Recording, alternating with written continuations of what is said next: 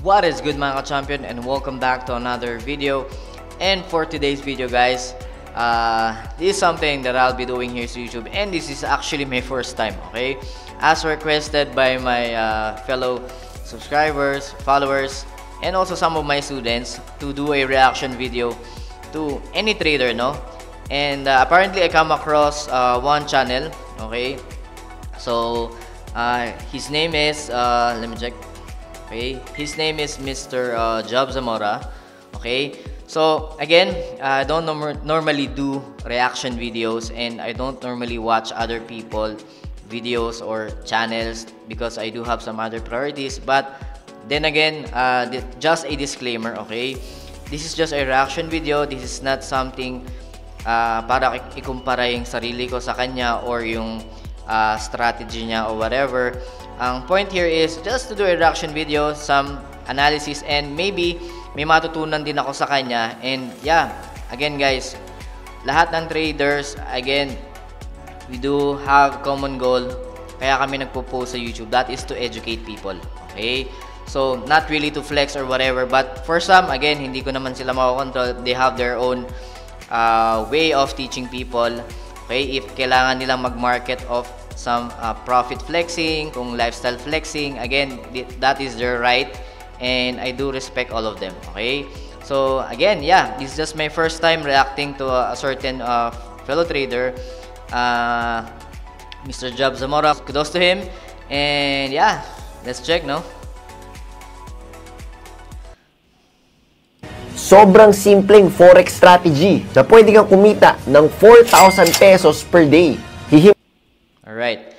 So, kung makikita nyo, guys, opening pa lang. Okay? Ma-entice ka talaga. And of course, again, don't get me wrong, no? Okay? Possible naman talaga na kumita ka talaga ng 4,000 per day sa pag-trade. Okay? So, dun pa lang, facts naman yon. But then again, you have to understand that there are certain risks. Okay? Kaya, okay, let's see how this video goes for him, and let's see how we analyze technically dun sa market, right? Himayin natin kung paano step by step sa video na to. So, ready ka na? Let's go! Let's go! So, si Mr. Job Zamora, alright? Okay, so let's go. Okay, disclaimer. Alam naman natin na hindi talaga certain ang forex market. So, yung strategy na tuturo ko ngayon, pwede kang kumita ng 4,000, pwede kang kumita ng 6,000, 8,000, 2,000, or matalo ka ng 4,000 din. Yes, guys. Okay, so mga ka-champion, tama po yung sinabi ni Sir na pwede kang kumita 4,000, 6,000, or even above. Okay, even 10,000, 20,000 a day. Posible talaga yon. But sabi nga niya din, pwede ka rin matalo on a certain amount. So, ibig sabihin, there's always risk. Okay? So, tama yon na when he educates people, he always emphasize yung risk. Okay? Hindi naman sa hype, but there are possibilities and of course, advantages and disadvantages sa trading. Kaya, tama yung sinasabi niya na ina-emphasize niya na may risk kahit anong gawin natin. Okay? Lalo na sa pagtitrade. Alright? So, let's continue. Kapag may nagsabi sa'yo na may strategy na sure kikita ka everyday, hindi totoo yan. Dito sa strategy na gagawin natin, meron lang akong 4 requirements. Okay, sorry For that point, no, na hindi ka kikita everyday, actually, to be honest, pwede kang kumita every day. Okay, so it depends sa inyong trading frequency.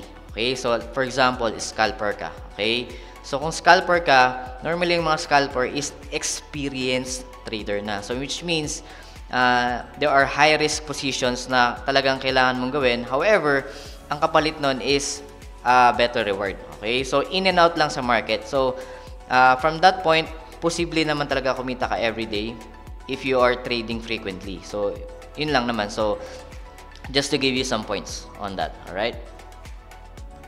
Para magawa mo to. Number 1, dapat alam mo ng forex basics. Alam mo na yung mga currency pairs, yung mga pips, yung mga lot sizes. Number 2, may konting experience ka na sa pagtitrade sa forex market. Demo man yan or live, pero syempre mas okay kung nagla-live trading ka na talaga. Number 3, ang capital mo dapat dito ay nasa 1K USD. Kung di naman 1K USD, pwede namang 500 USD. So, instead na 4,000 yung income mo, 2,000 lang, kalahati rin. And number 4, meron kang at least 30. Okay. So, sa sinabi niya doon regarding sa capital na kailangan 1,000 or 500 USD para magkaroon ka ng income na 4,000.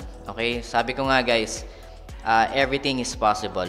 And lahat we're dealing with probabilities and possibilities. So, tanya nyo guys, pwede tayong kumita less than 500 ng 4,000 pesos a day. Okay? Ang point lang doon is, ilan ba yung risk allocation mo, percentage. Okay? Pwede kang kumita, medyo mataas lang na konti yung inyong i-allocate na risk. Okay? Kasi, kailangan mo rin i-calculate how much risk are you allotting doon sa trade mo. Okay? So, I think he's referring to a safer side pagdating doon sa risk allocation, okay? Kung gusto mong kumita ng 4,000 per day. Kaya, sinasuggest niya na at least $500 to $1,000 yung kailangan capital mo. Okay? So, tama naman yan. 30 minutes to 1 hour per day. And reminder lang bago mo gawin itong strategy na to sa live trade mo, itry mo muna sa demo account mo. Para syempre, ma-build mo muna yung confidence and ma-experience mo muna kung paano talaga ginagawa ito. And also, ma-polish mo. Ang strategy natin dito ay more on day trading. And sa isang araw, ang goal natin ay magkaroon ng around 10 trades. Pero syempre, hindi naman laging masusunod dyan. Hindi pwedeng may ipipilit tayo na pasukin para lang magkaroon tayo ng 10 trades. So, 10 more or less. And then, itong strategy na to ay may win rate na nasa 60%. Syempre, based sa pagbabacktest ko, if hindi ka naniniwala, pwede mo siyang i-backtest din. So, ang math nito, kapag meron kang 1... Alright guys, so when it comes to winning rate, di ba? So sabi ko nga, lagi ko rin ina-emphasize na it's not all about, kung may nagsabi sa inyo na 100% winning rate. Okay, walang ganun. Okay? You may be 100% winning rate for certain consecutive trades, but it is not really 100% winning rate sa isang strategy. Kasi sinasabi ko nga na losses are inevitable, lalo sa trade. Bakit? There are a lot of factors, okay? Like fundamentally na hindi natin control, okay? So kaya you have to be realistic na there are points or there are times, may instances na talagang matatalo ka, okay? Regardless kung sa tingin mo perfecto na yung pag-chart mo, pag-analyze, talagang merong factor talaga na sometimes the market will go against you na hindi mo talaga control. Okay? Alright, so let's continue. $1,000 and nagre-risk ka lang ng 1%. So, ilan yung 1% ng $1,000? $10. And ang risk to reward ratio mo ay nasa 1:2. So, kung matatalo ka ng 10, mananalo ka naman ng 20. And sa 10 trades mo, ilan yung talo? 4. Yung panalo? 6. So, ilan yung talo mo? Magkano yun? Kung 1% per trade lang yung nire-risk mo? That is $40 kasi $10 per trade. So, natalo ka ng $40. And nanalo ka naman ng 6 times, which is $20 each. So, $20 times 6, ilan yun? $120. So, $120 minus $40, meron kang $80 per day. Or that's around 4,000 pesos per day. Or kapag naman 500 US na yung capital mo, 2,000 pesos per day or $40 per day. So, anong strategy gagamitin natin? Very simple lang. Mate formula pa rin. Pero dun tayo sa lower time frame. Okay, so may sinasabi siya dito na mate formula. So, hindi ko alam ibig sabihin ng acronym na yun. But, again, I think it is a way of like a sequence or a process of how you're going to enter exit a trade. So, ikaw nga i-comment mo kung anong klaseng trader ka. Day trader ka ba? Yung gusto mo natatapos yung trades mo bago ka matulog and hindi naglalas yung mga trades mo ng 24 hours? Or swing trader ka, yung naglalas yung mga trades mo ng more than 24 hours up to weeks? Dito sa strategy na to, ang gagawin natin, day trading, lower time frame. So, syempre, hindi ko magagawa yung 10 trades per day dito kasi nag-focus lang tayo sa isa munang currency pair. Pero sa gagawin ko dito, pwede mo gawin sa lahat ng currency pairs, minor or majors. Dito sa video na to, itatry natin Euro USD. Tapos, yan, ano lang tayo. Scroll lang tayo Okay, pabalik. so technical analysis na siya. So let's check And then, how he analyze yung market. ito tayo ngayon sa March 18, 2023. Tapos, 5-minute time frame. So, ang target natin dito ay around 20 to 30 pips. Ang goal mo kasi is masara siya as soon as possible. So, if ganun yung target mo, so medyo manipis din yung SL. Okay. So, again, nasa 5-minute time frame siya. Okay. So, balikan nga natin ulit yung sinabi niya. Okay. Kaya lang. Yeah. Yun na to, itatry natin Euro USD. Tapos, yan, ano lang tayo. Scroll lang tayo pabalik. Ayan. Para maka. And then, stop. Ayan. Ito tayo ngayon sa March 18, 2023. Tapos, 5-minute time frame. So, ang target natin dito ay around 20 to 30 pips. Ang goal mo kasi... Okay, so sa 5 minutes nga siya nag-start. So again, nothing wrong with that. Again, if depende yun sa kanilang strategy and yung ginagamit nilang mate system.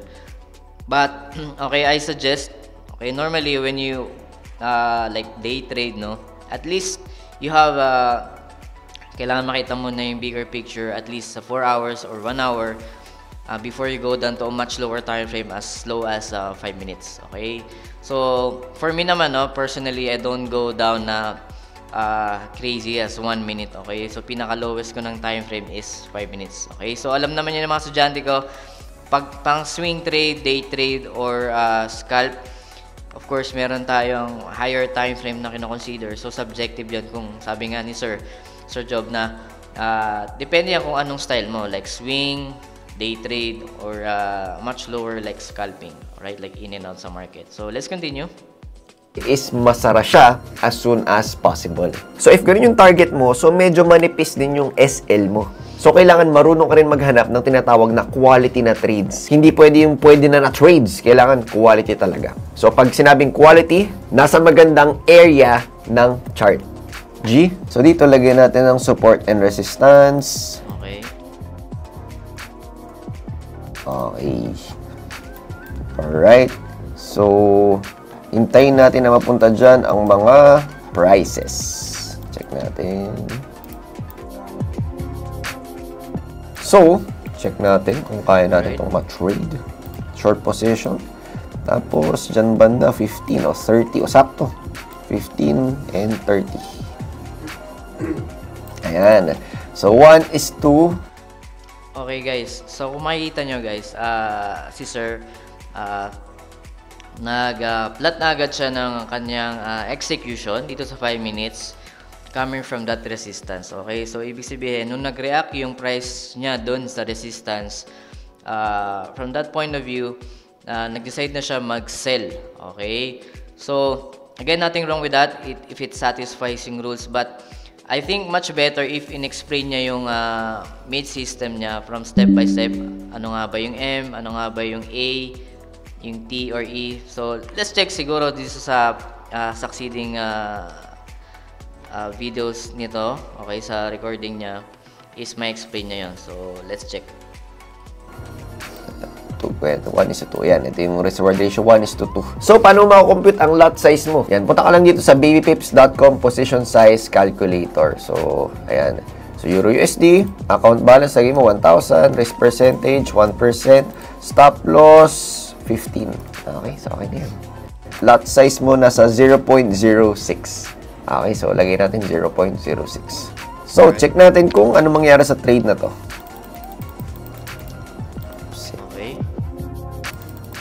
Abutin mo na yung TP, please. Yun! Okay, power. Alright. So, yes. Naka-TP tayo ng 30 pips. 1:2 risk. So, kung ang ni-risk mo again is, magkano? $10. So, nanalo ka ng $20. Sige, hanap pa tayo ng isa pang example. So, okay na to. Next na natin. Alright. So, first trade niya win, no? So, tingnan natin kung magpo-pullback siya. So, ang goal natin, di ba, nagkaroon siya ng break of resistance. Check natin kung pullback, then baka tumuloy-tuloy siyang umangat. Okay? Okay, goods. So, ang goal niya is magkaroon ng pullback doon sa Actually, nag-pullback na, naiwan siya dito sa level of broken resistance. So, let's see how he can enter dito sa market. Then sa bullish trend na yan. Ayan, ito. Yung, sige.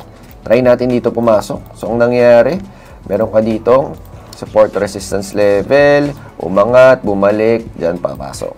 Alright, so try natin kung ano mangyayari. So, ang stop loss again, nasa around, dito banda. Okay, dyan.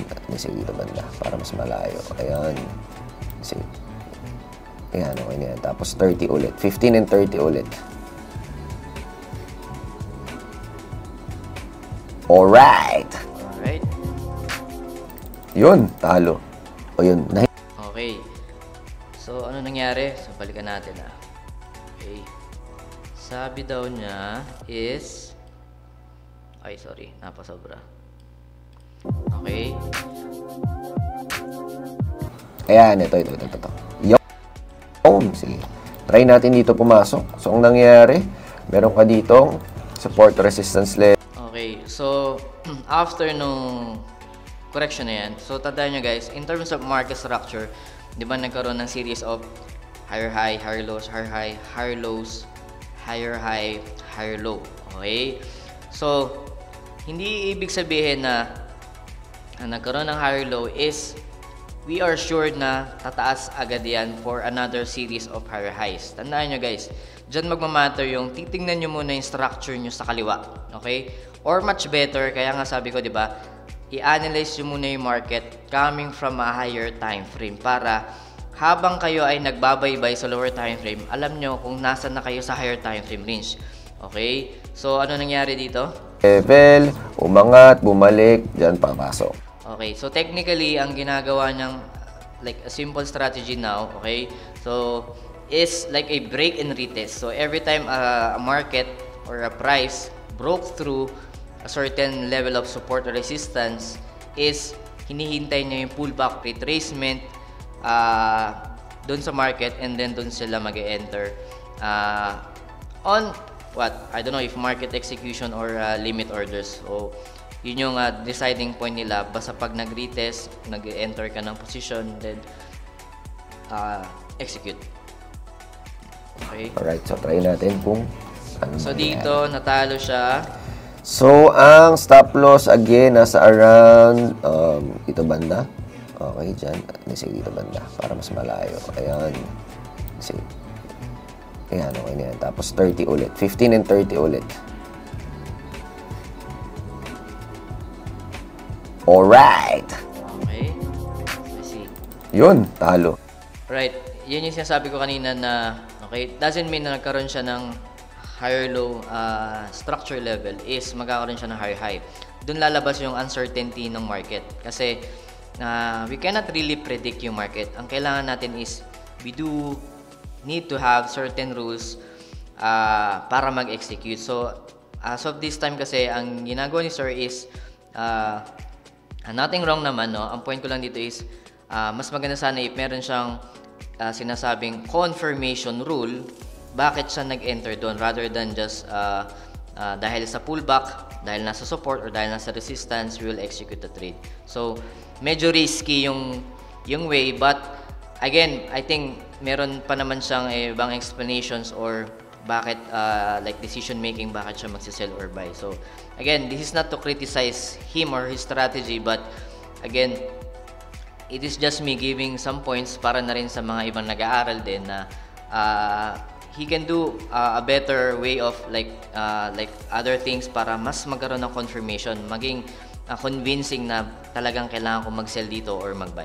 Okay, so but then again, so far one trade win, one trade loss. O yun, nahit na, no? I think nahit na ang ating stop loss. Okay, so yun yung example ng nahit yung stop loss mo. Okay lang yan. Kasi sa 10 tries naman, allowed ka naman magkaroon ng 4 losses. So try natin ulit. Okay lang yan. So dito, nakakita ulit tayo ng magandang support area. Huwag kayong mapanghinaan loob if nagkakaroon kayo ng mga losses along the way sa pagtitrade nyo. So, okay lang yan. Tama nga yung sinabi ni Sir. Okay lang yan. It happens, di ba? So, sa akin, natatalo din naman ako, di ba? Wala namang perfecto. ang kailangan nyo lang gawin is always, diba, kailangan alam nyo yung proper risk management. So, kailangan, kinakalculate nyo yung risk gaya ng ginawa niya prior kayo mag-execute ng mga trades. So, alam ni sir ilan yung ang dapat niya lang matalo and ano yung limit lang niya. Okay? In this case, 4 losses yung allowable in series of 10 trades. Alright? So, okay lang yan. Diba? Yeah. So, check natin kung makakapasok ba tayo ng malupit dyan. Check na natin kung maganda yung dito. Yung so, nasa support loss na. Okay, so nag-execute siya. Okay naman, below ng support level yung stop loss. So, pwede natin pasukan yan. Lagyan natin 15. Okay na yan. 12. Tapos 24.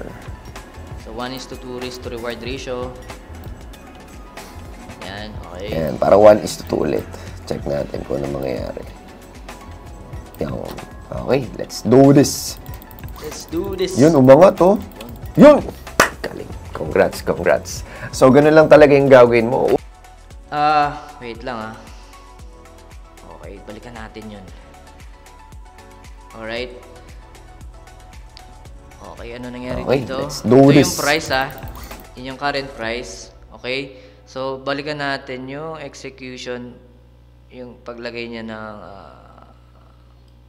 market price. So, ito yung current price and then I don't know if nag-execute na siya dito. Okay, let's say naka-instant execution siya, market execution, okay? And then so pwede natin pasukan yan. Lagyan natin 15. So meaning dito siya sa current price nag-market execution. Just assuming na ganun yung ginawa niya. Okay na yan. 12 tapos 24. Right. And para 1:2 ulit. Check natin kung ano mangyayari. Yan. Okay, let's do this. Yun, umangat oh. Yun! Galing. Alright.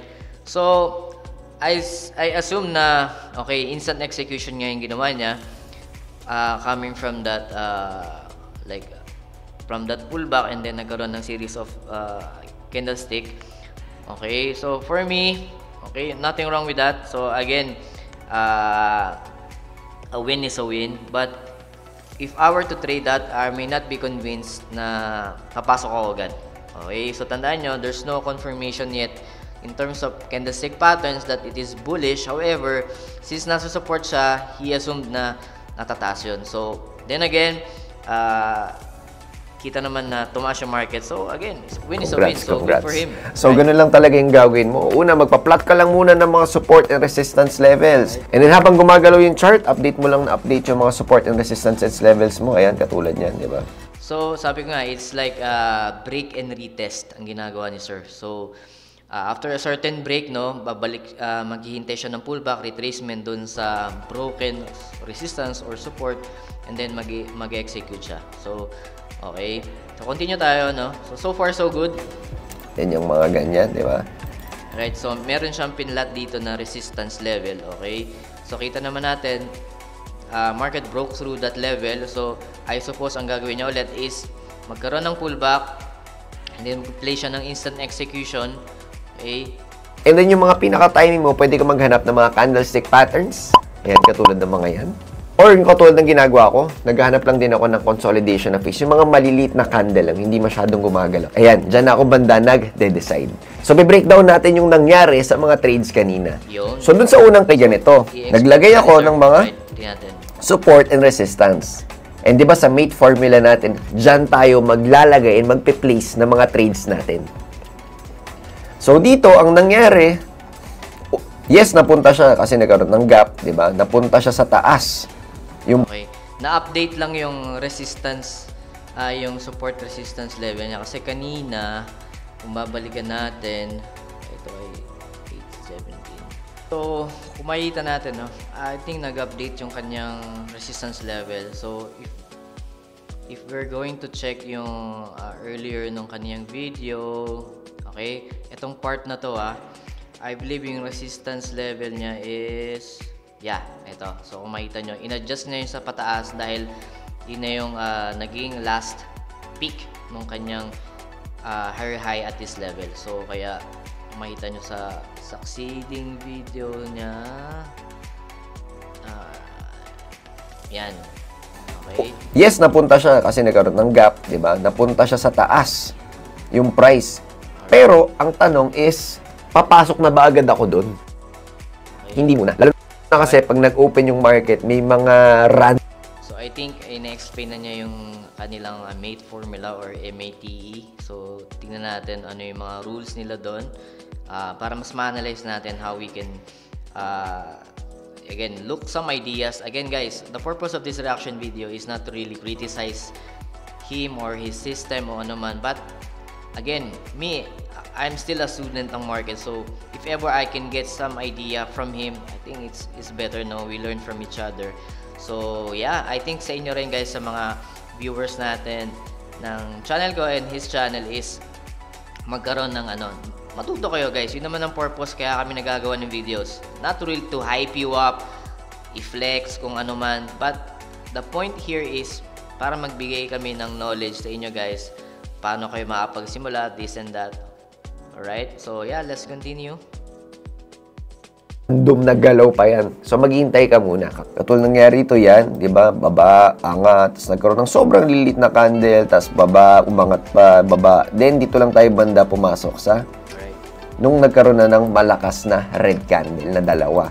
So, ibig sabihin, ang ginagawa niya is market execution nga. So, after it reacted to a certain resistance level or support, pag nagkaroon ng pullback or at this point kasi hindi yata nagkaroon ng pullback but nevertheless panalo naman siya. So magandang confirmation din yan yung mga malalakas na red candle, yung mga full-bodied na red candle para mag-sell kaya. Kaya tayo nag-place na ng sell trades doon, di ba? Very simple lang. Gagawin mo lang basta nasa zone, support or resistance zone. Alright guys, so from that point yung sinasabi niya na full-bodied candle, okay? So you have to be experienced pagdating dyan kasi merong mga full-bodied candle like yung mahabang candle and then suddenly babalik pataas ng mas mahaba having a bullish candle. So yun yung mga false breakout, okay, false move na ginagawa ng market. Okay, so it's kind of a trap pagdating sa mga retail traders. So kaya if hindi pa kayo experience, okay, you must have certain rules, no? Hindi lang basta dahil nagkaroon ng hahabang candles, it showed na yung momentum pababa. Tandaan nyo guys, may cases na it will pull back, okay, mahabang candle red and then mas mahabang candle na green pabalik. So, always check dun sa mga false breakouts or false move ng market. Alright, so just a tip lang naman sa inyo. And then, maghanap ka lang ng mga confirmation based doon sa kung anong bias mo. Siyempre, buy on support and sell on resistance. So, yun yung ginagawa natin dito. Sell on resistance tayo banda.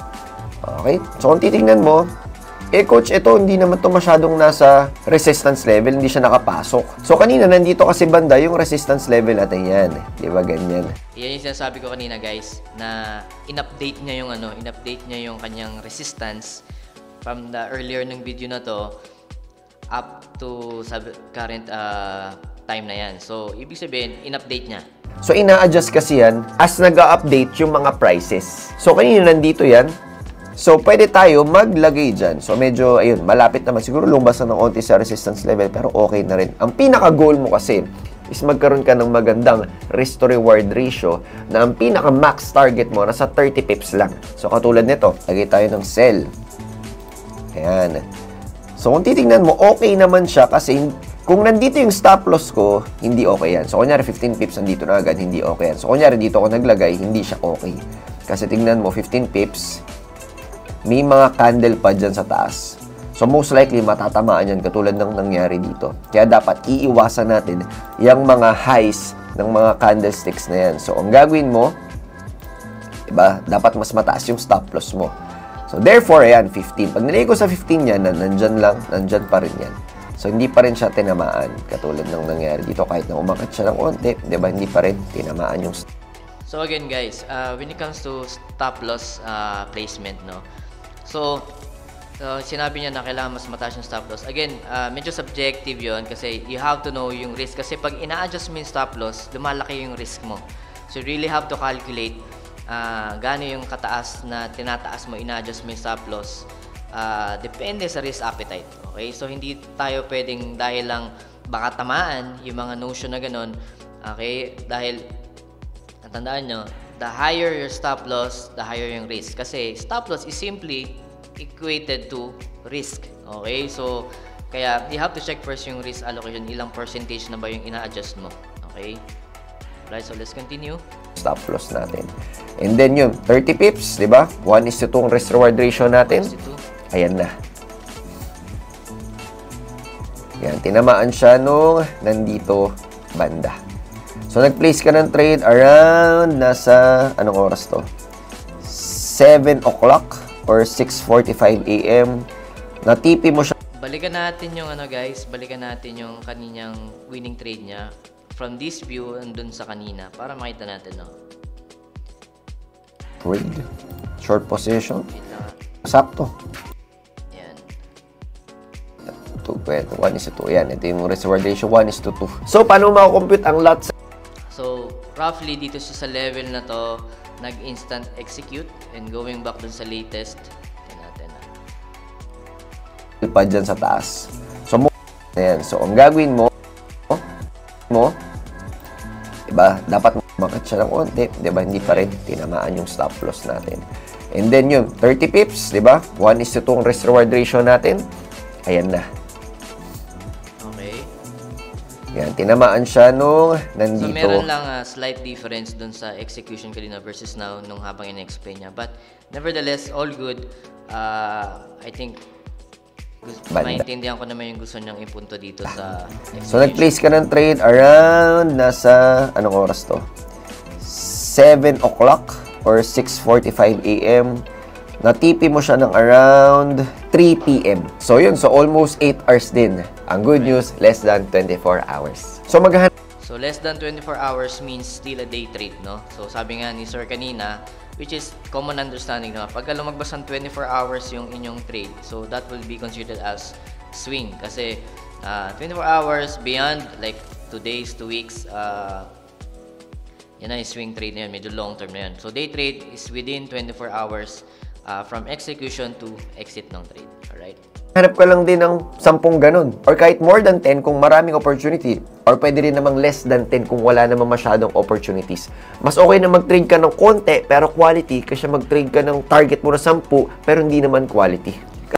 Yes, correct yung sinasabi ni Sir din na when it comes to volume ng trades mo, no, and how frequent you are trading, it's all about quality of trades. Okay? So, wala namang rule. Kailangan maka-20 ka trades sa isang araw. It's not about the quantity of trades but rather yung quality. So, I always emphasize this as well sa mga estudyante ko and also dun sa mga subscribers and followers natin. So, it is better to have a one quality good trade setup rather than 10 possible 10 losses. Okay? So, check for quality trades rather than just being greedy na kailangan maraming trades para maraming panalo. So, I think you have to remove that mindset, no, na kailangan madaming trade, maraming wins. Tandaan nyo guys, the more you trade, the more chances of you losing kasi if nagsisimula ka pa lang at also mas ina-expose mo yung capital mo sa possible losses kung mag-execute na ng maraming trade. Alright? So, be cautious and always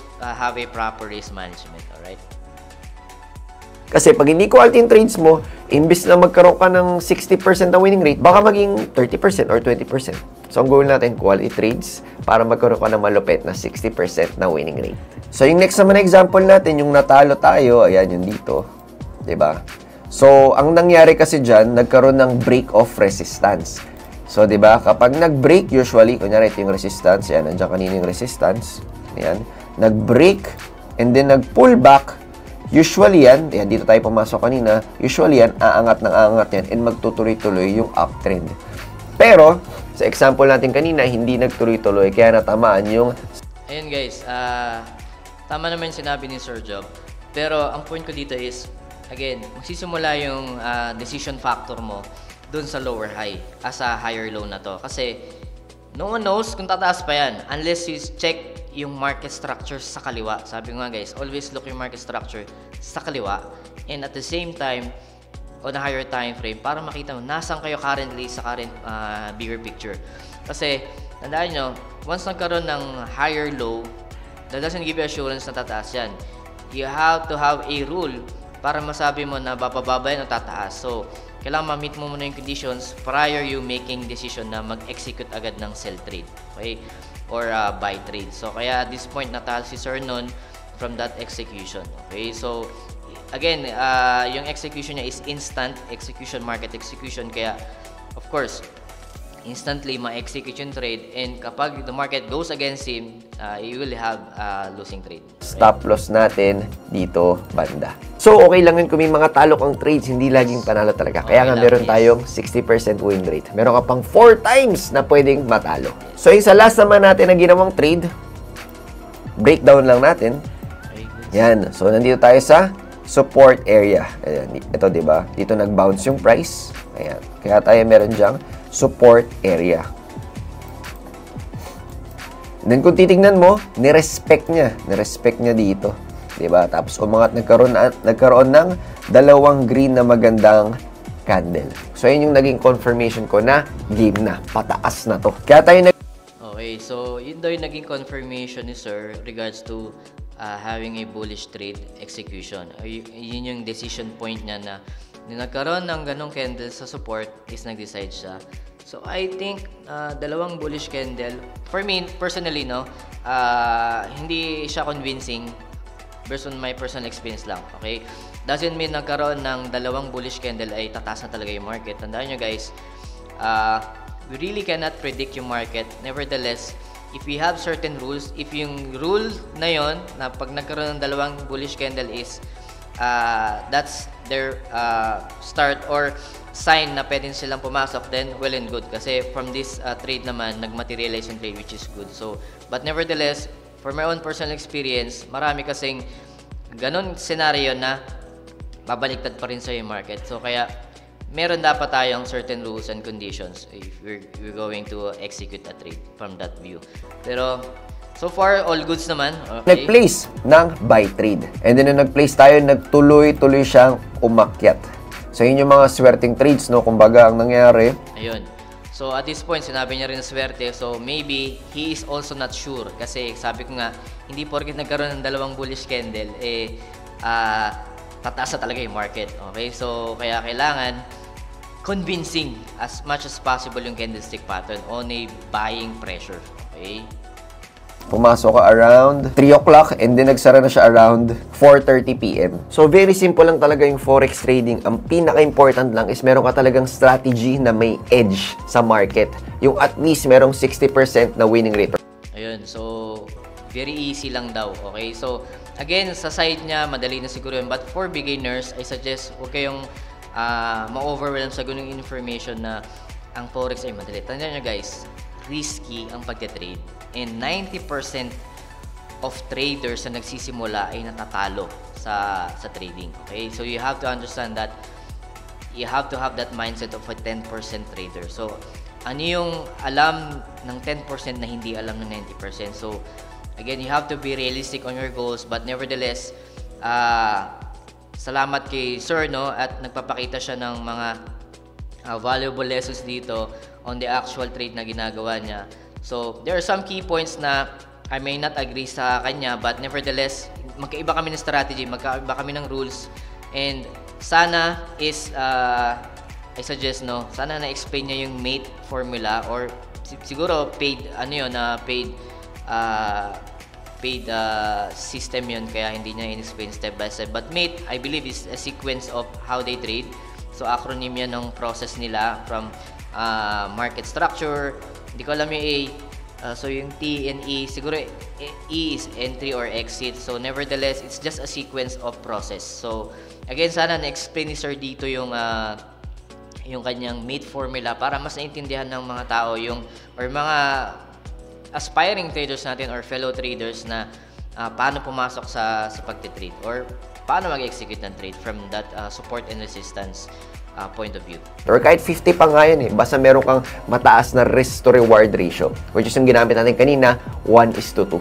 Alam mo naman natin effective tong strategy na to, pero, okay, huwag ka sana maging greedy. Mag-stick ka lang sa 1% na risk per trade mo. Usually kasi pag nananalo tayo, mas nagiging confident tayo. Pag mas nagiging confident tayo, mas tumataas yung yan, magki-kick in na yung psychological factor na akala mo, if example, nanalo ka ng 3 consecutive or 5 consecutive trades, palagi ng ganun. So, dyan papasok yung overconfidence natin na which in turn, minsan tinataasan yung risk.